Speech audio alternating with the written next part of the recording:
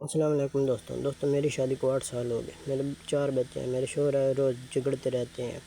میں سارے دن بچوں میں رہتی ہوں، گھر آتے ہیں تو سب کام ہوتے بھی ہزار باتیں سننی پڑتی ہیں۔ آئے کھانا پکانے میں دیر ہو گئی تو مجھے برا بھلا کہنے لگے اور میرے ماں باپ کو گالیاں دینے لگے۔ میں نے بس اتنا کہا کہ جو بات ہے مجھے کہیں، میرے ماں باپ کو کیا قصور ہے؟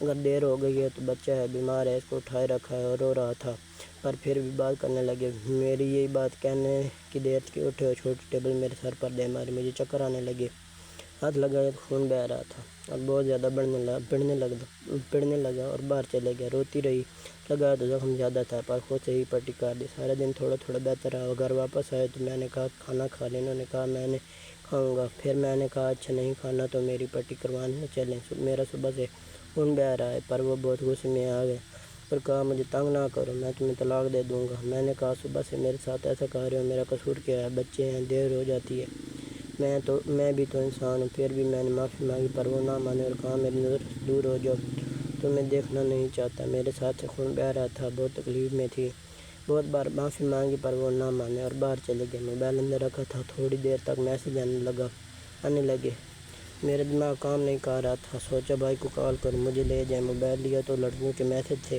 بہت سی شادی شدہ عورتیں تھیں جو کہ رشتہ دار تھیں اور فری ہو کے بات کر رہی تھیں اور گندے گندے میسج بھی کر رہی تھیں۔ میں حیران ہو گئی، ایسی لڑکیاں شادی شدہ عورتیں تھیں جو انہیں ایک اور پر بنی ہوئی دکھائی دیتی تھیں۔ وہ اچانک اندر داخل ہوئے، میرے بالوں سے پکڑ لیا، میرے موبائل کو کیوں اٹھایا؟ میں نے کہا میں بھائی کو کال کرنے لگی تھی کہ مجھے لے جائیں، پر مجھے منہ پر بہت سے تھپڑ مارے اور بالوں سے پکڑ رکھا۔ میں کہہ رہی تھی میرے بال چھوڑ دیں، تکلیف ہو رہی ہے۔ میرے منہ ناک سے خون نکل رہا تھا، میرے بچے رو رہے تھے، بہت درد تھا۔ میرے پاس کوئی راستہ نہیں تھا۔ پاس سے ایک لکڑی کا ٹکڑا پڑا ہوا تھا جس پر لوہے کا کچھ لگا ہوا تھا، الماری سے اٹھایا اور شوہر کو دے مارا۔ اس پر اثر تو ہوا پر کم ہوا، پھر مجھے زور سے مارنے لگا، میں بھی روتی مارتی رہی۔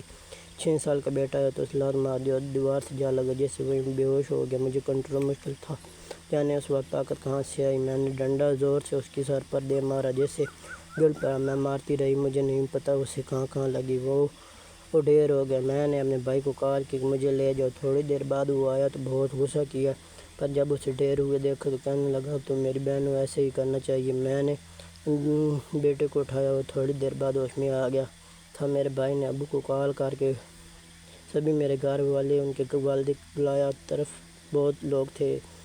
میں نے سب بتایا، سبھی یہی کہتے رہے کہ وہ پر ظلم ہوا ہے، کیسا سلوک ہے، وہ بیچارے کیا کرتی، کیونکہ میرا خون وہ دیکھ چکے تھے جو پورے گھر میں بہہ چکا تھا۔ میرے شوہر کو اٹھایا اور تھوڑی دیر بعد ہوش میں آ گیا، پھر اٹھنے لائق نہیں تھے۔ تھوڑی طبیعت سنبھلی تو مجھے سب نے کہنے لگے میں تمہیں طلاق دیتا ہوں۔ ایک خاندان میں 3 بار طلاق دی، مجھے کوئی غم نہ ہوا۔ جو میری اتنی وفا کے بعد شوہر نہ بن سکا وہ آگے میرا نہیں بن سکتا۔ وغیرہ محبتیں میں نچھاور کرتا رہتا ہے، اس لیے میں بری لگتی تھی۔ میرے بھائی مجھے لے آئے، یہ کہہ کر اگر تم طلاق نہ بھی دیتے تو ہم اپنی بیٹی کو تمہارے پاس کبھی نہ رہنے دیتے۔ کچھ لوگ ہوتے ہیں جن پر اپنی انائیں محبتیں، اپنا سب کچھ نچھاور کر دیتے ہیں، پھر بھی وہ قدر نہیں کرتے کیونکہ وہ بے قدرے ہوتے ہیں اور ہمیشہ رہتے ہیں۔ اللہ سب بہنوں کی نصیب اچھی کرے اور منافق شوہروں سے بچائے، آمین۔ اگر ہماری سٹوری پسند آئی ہے تو چینل کو سبسکرائب اور لائک کر دیں۔